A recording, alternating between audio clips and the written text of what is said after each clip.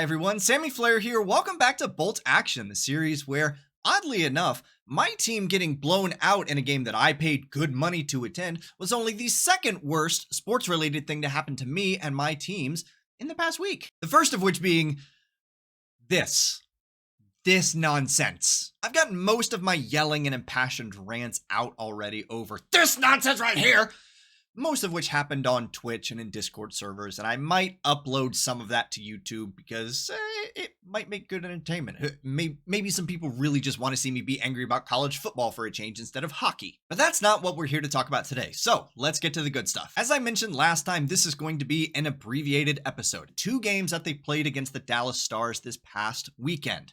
First of all, they lost in Dallas 8-1, an absolute blowout. Then they took it back home to Tampa Bay and they won 4-0. I also mentioned that I would be in attendance for one of those games, and based on my luck, you could probably guess which one. I hate that stupid song. Having attended the 8-1 blowout of the Tampa Bay Lightning, I was prepared for this video to be kind of a Dr. Jekyll and Mr. Hyde type of breakdown, right? They get blown out 8-1 in Dallas. They get a shutout 4-0 in Tampa Bay. And I was prepared to say this is a microcosm of the Tampa Bay Lightning season up until this point. But when I went back and watched both games more closely, especially the game that was in Dallas, I realized that's not really what happened over the course of those 2 games. I would submit to you that both of those games were abnormal for each team in a variety of ways. For as long as I can remember, the Dallas Stars have been a defense-first team. I think a lot of that identity was established and instilled during the Rick Bowness era, and it was highlighted by an incredible penalty kill number 1, but also great goaltending and a lack of offensive scoring. On the other side, the Tampa Bay Lightning have generally been known as a high-powered offensive unit with easily one of the best power plays in the league. Again, this season, they're number 2 in the league on the power play, only behind the New Jersey Devils. Their defense has taken a step back, especially in the last 2 years, and if you have been watching these videos, you know exactly what I'm talking about. But generally speaking as well, you have Andrei Vasilevskiy in net, so whatever defensive deficiencies you have, he is probably going to make up for most of them. So between the outstanding offense and the subpar defense, you don't really expect that the Lightning are going to lose a game 8-1. And while you know that they're capable of winning a game 4-0, based on how the defense has been playing this season, I wouldn't exactly count it as something that's normal or expected. So it's not a Dr. Jekyll and Mr. Hyde situation, but I think for both of these teams, the games that they lost, they're kind of just throwing them out and saying, it happens to everybody once in a while. That's not who we are. So let's run through these 2 games goal by goal, and let me explain what I mean by that. First of all, the 8-1 loss in Dallas. I think you can call that ice tilt or puck luck or whatever word you want to use to describe it. The whole theme is that there were so many odd occurrences to happen through this game, things that you wouldn't see really that often throughout the course of any regular season, and they all just seem to cascade downward on the Lightning that night. And before anybody jumps on me and says, Sammy, that's just copium, you're such a homer. First of all, I think the Lightning would have lost this game even without these things that I'm about to mention, so shh. First goal of the game comes very early. It's just over a minute in. Mason Marchment has the puck down beneath the goal mouth. He's trying to get it in and just thread the needle up to Miro Heiskanen, and the puck bounces off of Miro Heiskanen, and it goes just above the head of Anthony Cirelli. That's number 71. He has his back to you. You can see the puck floating in midair. And Cirelli is tracking it. Vasilevskiy is doing his best to track it, but it's moving from right to left from the perspective we're looking at, and he's not going to get over fast enough. But it's not how the Dallas Stars drew it up, I'm quite certain. But give credit where credit's due. It's a good goal by Tyler Seguin. He bats it out of midair. It's 1-0. So you say, that sucks, boys. That's really bad luck. Shake it off. Let's go get the next one. Well, the 2-0 goal is Jason Robertson finding a hole that barely exists. Like, if there is a puck-sized hole where Andrei Vasilevskiy is giving up any sort of room, that was it. That was the only spot he could have possibly found. Let me show you. Andrei Vasilevskiy is positioned exactly where he is supposed to be. But let's zoom in just a little it. You see that speck of white, that little square? That is just big enough for a puck to fit through. And sure enough, that's where it goes. It's absurd to me that anybody at game speed in real time can, number one, locate a hole like that, and number two, shoot accurately enough to at least get the puck to bounce around in there. But again, credit where credit's due. Jason Robertson, that's a goal scorer's goal. I don't know how you can do any better than that. And like, just to demonstrate, like, this is roughly the size of the hole that he had to work with. And Jason Robertson, like, that's it. That's what he had to do. And he did it. I think I accidentally got it stuck in there. No, never mind. And so once again, you sit back and you say, oh, that really sucks, but what are you going to do about it? It was an incredible shot on a hole that seemingly didn't exist. At least we haven't done anything defensively. We haven't made any boneheaded plays, and we're only down 2 goals. I think we're going to be fine. And seemingly right on cue as I'm thinking that, Nick Perbix. What else is new? The 3-0 goal. The Stars regain possession in their own end. Wyatt Johnston lobs a frankly beautiful pass to a streaking Jamie Benn down the near side boards. And as good as that was, the important piece here is that Nick Perbix, who is supposed to be playing defense, he sees Jamie Benn and immediately thinks, I should probably be doing something about that. And by the time he realizes what has happened, Jamie Benn is already behind him. Nick Perbix can't find the puck in the air, so he's looking back and forth, and it was just a defensive breakdown from the word go. Jamie Benn on a breakaway under the pad of Vasilevsky, 3-0. And though it really sucks to be down 3-0 that early in the game, that was the only goal up to this point where I felt like the team really broke down and missed something. They gave up that goal because of something silly that they did, rather than just, that kind of sucks. What are you going to do? The Lightning's only goal comes on the power play because of course it does. And it starts and ends with Victor Hedman. It starts with Hedman chasing down a puck that looked like it was going to trickle out of the zone, but he saves it, gets a pass over into Nikita Kucherov. Kucherov looks for a second, passes it back to Hedman, and Hedman is a very good shooter. He picks a top corner, and it is a beauty of a shot, but look at what Jake Ottinger was seeing. There is no way that Jake Ottinger ever sees this shot. He probably never sees it leave Victor Hedman's stick. He's got too many of his own players in front of him, not to mention Nick Paul. And you can see it in his reaction. He just kind of does one of these moves and hopes that it hit him, but of course not. He can't see it. He misses the puck. Lightning are back in the game, 3-1. Back in the game, but that's as close as they're going to get. Second period, Dallas goes up 4-1 in a reversal of fortune. Vasilevsky now gets screened by 2 of his own players, namely Anthony Cirelli and Calvin DeHaan. And credit again, Mason Marchment puts on a really good shot. Vasilevsky doesn't see it until it's too late. He's trying. He does this move, but it gets past him. It's 4-1. The 5-1 goal. Dallas is on the power play. Thomas Harley has the puck up at the blue line. Joe Pavelski is down low attempting to screen Andrei Vasilevsky. And Vasilevsky sees this puck. He sees the shot come off of Harley's stick. He is moving to get over in position to deflect that puck and move it into the corner. No harm, no foul. But wouldn't you know it, Joe Pavelski, doing Joe Pavelski things, gets a stick on it. And as Vasilevsky is sliding over for where he thinks the puck is going, Pavelski deflects it. It goes between Vasilevsky's legs. That sucks, but it's what Joe Pavelski is really good at doing. It's 5-1, as if the game wasn't out of control already. The 6-1 goal. Dallas is on the power play once again. Jamie Benn fires a shot on from the top of the right circle. He beats Vasilevsky, but it hits the post. And if you've been watching hockey for any amount of time, you know that when a puck hits a post or a crossbar, you just don't know what's going to happen. It's like you're on The Price is Right and Bob Barker has called your name. You step up to the wheel to give it a spin and you're aiming for that $1 mark on the wheel because you want to move on to the Showcase Showdown and you'd like to spin again. You already won $1,000 off of that $1 spin and you'd like to win 10,000 more. There are 50 numbers on that wheel, so you know the odds are stacked against you, but you spin it anyway. And what happens most of the time?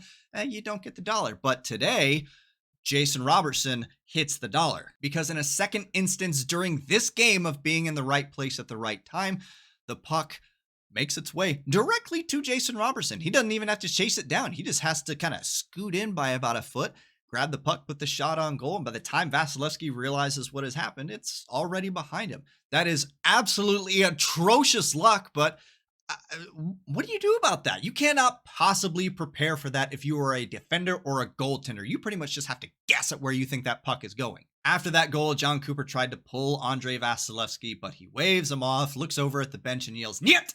At least he does in my head. He ends up staying in for the remainder of the second period, but is replaced in the third period.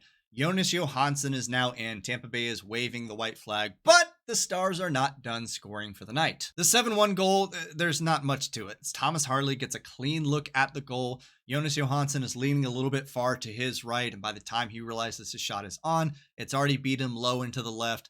Stars up 7-1. And the last goal of the game to make it 8-1, the Stars chip it into the zone. Sam Steele is behind the Tampa Bay defense, but it's up in the air. Tampa Bay can surround it. It shouldn't be that big a deal. Takes a funny bounce. Sam Steele actually has to do kind of a spinorama just to locate the puck, and without even really looking at the goal, he just kind of fires it on and beats Jonas Johansson on the right side. It's 8-1. Let's go home. Of the 6 goals that Vasilevsky let in, I only count 2 of them that were either the team's fault or his fault. The other 4, the batting out of midair by Tyler Seguin, the Jason Robertson somehow taking advantage of a hole basically the size of the puck, the deflection by Joe Pavelski on a shot that Vasilevsky was ready for, and the hitting the post by Jamie Benn. Jason Robertson just happens to be there. Those are 4 goals where it's just awful luck. And the reason I say that the Lightning would have lost that game anyway is they only scored 1. And so even if you take away those 4 goals that are just really bad luck, and let's even take away the 2 that Jonas Johansson let in garbage time, Andrei Vasilevsky still let in 2 goals that were either his fault or the team's fault. So if nothing else changes in that, Lightning lose that game 2-1. You don't get any points in the standings. You don't get any style points for losing by fewer goals. It's just, it sucks. That was a sucky game filled with sucky luck, and there's really no reason that the Lightning should feel bad about that one, at least not most of the things that happened in that game. But in the words of Ted Lasso, be a goldfish, because you get to play him again in 2 nights. The second game, the one in Tampa, was uncharacteristically bad defense by the Dallas Stars. The defensive breakdowns and the uncharacteristic mistakes are pretty much highlighted and showcased by this first goal by Nikita Kucherov. The Dallas Stars are all looking intently at the puck, and they uncharacteristically have just forgotten about Nikita Kucherov, who is slowly making his way towards Jake Ottinger. And of course, why would Jake Ottinger realize that Nikita Kucherov is close enough to him to give him a wet willy at this point? But if there's one person on this Tampa Bay Lightning team that you do not want to lose track of, it's Nikita Kucherov. Steven Stamkos wins the puck battle down low, gets it to Mikhail Sergachev. Sergachev has a lot better vision than the Stars right now, finds Nikita Kucherov, who really doesn't have to do anything. Top shelf, Lightning up 1-0. The second goal by Anthony Cirelli was brilliant for 2 reasons. Number 1, Anthony Cirelli is fighting with Joe Pavelski at the goal mouth. And there's really not many people that is going to be able to outduel Joe Pavelski for position. He's been doing that his entire career, but Cirelli fights and fights and fights and gets that position at the last possible moment. But it's nothing without Erik Chernak being patient and waiting for his opportunity to actually pass that puck up to Cirelli. Look at how long he waits before this puck comes off his stick. He waits so long that you just get the sense Jake Ottinger thought that Erik Chernak was going to continue on behind the goal mouth, maybe try a wraparound, maybe find somebody else in the slot. He just wasn't counting on that pass coming at that point in time, but the pass does come. Cirelli has plenty of room to work with. It's 2-0. The 3-0 goal. Luke Glendening, former Dallas Star, finds himself on a breakaway. Kind of. Glendening is skating down the ice on the left side. He has Joel Hanley catching up to him on his right side really quickly, which is important because Luke Glendening is a right-handed shot. Hanley doesn't want to allow him to pull the puck back over to his forehand side and get a clean shot, so he keeps hounding him, and Luke Glendening has nothing to do but put a backhanded shot on, and once you know it, it beats Jake Ottinger. And I feel okay laughing about this now because they're both okay, but both Luke Glendening and Jake Ottinger end up falling over, taking some weird-looking falls towards the end of this play, but, I mean, look where Jake Ottinger ends up. If that doesn't kind of sum up his night right there, I don't know what to tell you. And the final goal to make it 4-0 for the Lightning, the Dallas Stars just kind of let Anthony Cirelli come down the middle of the ice. Ryan Suter perplexingly pokes it back into the middle of the ice, which you know as a defenseman you never do. And Anthony Cirelli gets his second of the game. He fires a backhand on from a decent distance away. And as I'm looking at that, I'm happy for Anthony Cirelli, but I'm internally thinking, is the way to beat Jake Ottinger just shoot a lot of backhands? It's possible. Backhand shots usually don't come off nearly as cleanly as forehand shots, so who knows? I don't want to overlook the fact, by the way, that Vasilevsky played out of his mind during this game. I know it's only a 25 save shutout, but it was an incredible performance. There was an early flurry of shots coming from the Stars where he had to make 3 or 4 saves that were really, really good back to back. He was pushing between left and right posts and he was showing off his flexibility. I think he is sufficiently healed from his injury. Vasilevsky picks up the 33rd shutout of his career, which is already really impressive. He has the same amount as Connor Hellebuck in, I think, 33 fewer games, something like that. But it was his 6th shutout against the Dallas Stars. The team that he has shut out the second most times in his career is actually a 3-way tie between the Blue Jackets, the Flyers, and the Islanders.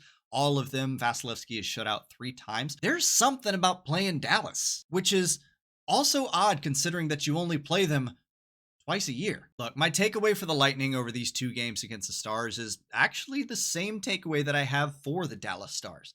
You split the season series with a non-conference opponent. You won 1 game apiece, and the game that you did lose, admittedly in an odd fashion, put it in your rearview mirror and forget about it. Every team is going to have one of those garbage games every once in a while. It's okay. It's a long season. Everybody eventually is going to have one of those games where everything just seems to go wrong, even if it's not your fault. It happens to me in casually playing other sports. You move on. So I really don't know if there's something tangible I can hold on to for the Lightning over these 2 games against Dallas, other than the fact that I really liked the response after getting shellacked by the Stars 2 days prior. 2 things to mention before we look ahead to next week. First of all, Nikita Kucherov is still the league leader in points as of tonight. 42 points in 25 games is absolutely insane. He's ahead of JT Miller by 3 points and Artemi Panarin by 5 points, but he did lose some ground in the goals department. Brock Besser is currently leading the league with 18 goals. Nikita Kucherov has 16 alongside, I think, 3 or 4 other players. Number 2, and the heartwarming story of this week, the second game against the Stars marked Victor Hedman's 1,000th game in the NHL, every single one of them with the Tampa Bay Lightning. There were tributes all around. The warm-up jerseys for the Lightning all had the number 1,000 on the back. I don't know why I pointed to my front.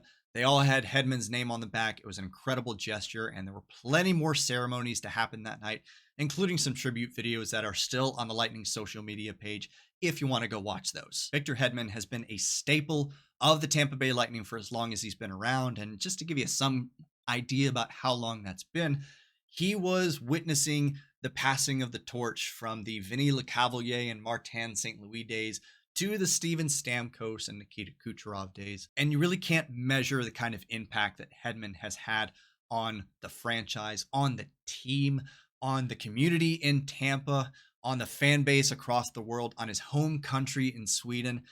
I mean, what else can you say about the guy? He's won 2 Stanley Cups. He's won a Norris Trophy. He's won a Conn Smythe Trophy. Congrats, Victor Hedman, on 1,000 games. I hope that you get some more hardware before you close out your career. And before we look at the schedule, I actually have to point this out that the Lightning just scored their first goal against the Penguins, scored by Anthony Cirelli, wouldn't you know it, on the backhand again. We might be onto something here, Tony. All right, let's look ahead at the games we'll be covering in next week's video. I'm going to pick up the 2 games that I'm missing this week by virtue of being out of town. As I just mentioned, they are playing the Pittsburgh Penguins as we speak. They then start a 5-game road trip that begins in Nashville on Thursday, December 7th. They then head to Seattle on the 9th, Vancouver on the 12th, and Edmonton on the 14th. There are some really good opponents in the mix there. The Lightning are going to have 2 challenging games against Vancouver and Edmonton, both on the road. They already beat both of those teams at home, so they're finishing out their season series, but it's different when you're on the road, so we'll see what happens. That is going to do it for this video. Thank you so much for watching. Thank you for giving me just a little bit of your time. I typically don't promote myself at the end of these videos, but I probably should if I want the channel to grow, so please forgive me if this sounds a little bit too YouTubery to influencery, whatever the case may be, is I'm live 3 times a week over on Twitch. That's twitch.tv/Sammy Flair. You can find me on all my social medias. Those are also at Sammy Flair. And if you like what I'm doing here, be it the hockey or the Twitch replays or any of the other stuff that I'm making, then, click the subscribe button. You can keep in touch with what I'm doing here. Click the like button if you really enjoy any particular video. It helps me determine what things are taking off and what's connecting with my audience and what isn't. Maybe I should do less of. But until I see you again, remember, go Bolts and be a goldfish. Thanks, Ted.